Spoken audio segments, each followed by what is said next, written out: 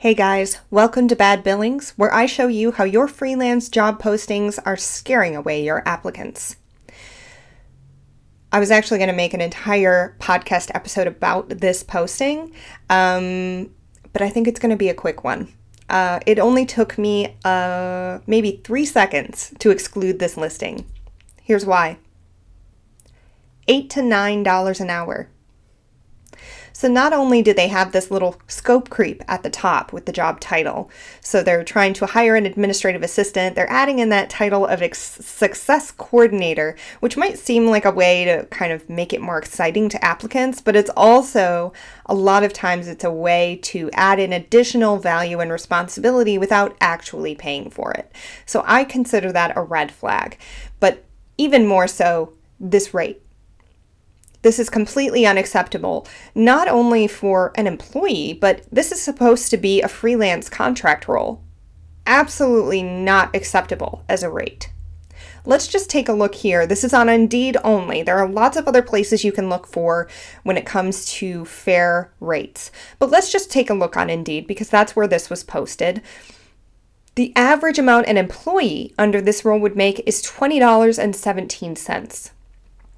On the low end, $14.62, not even close to $9.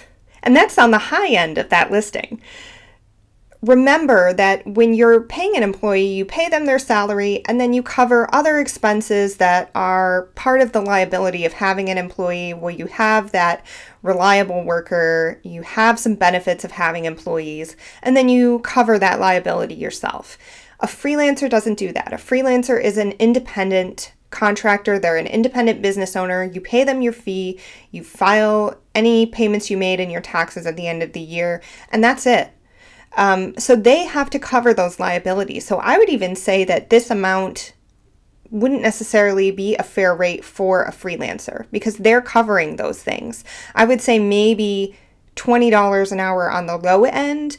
Maybe you could get away with $15 if the person was completely entry level and had never worked in that kind of role before, because administrative assistants can be an entry level position depending on the responsibilities. But definitely not $8 to $9 an hour. Just this alone, even if I knew nothing else about the company, this would be a reason for me to completely exclude it. I would never recommend a role at this rate to any of my freelancers in my network. I would never take a role on this myself, no matter how desperate I felt. This is not acceptable. And you might be thinking, well, a freelancer has more than one client. Couldn't they afford to take on me if they had some better paying clients? Why is that your consideration? Why do you feel that you're worth taking on as a lower paying job? What benefits are you offering this freelance worker that you can drop at any time that makes you think that your job is worth $8 to $9 an hour?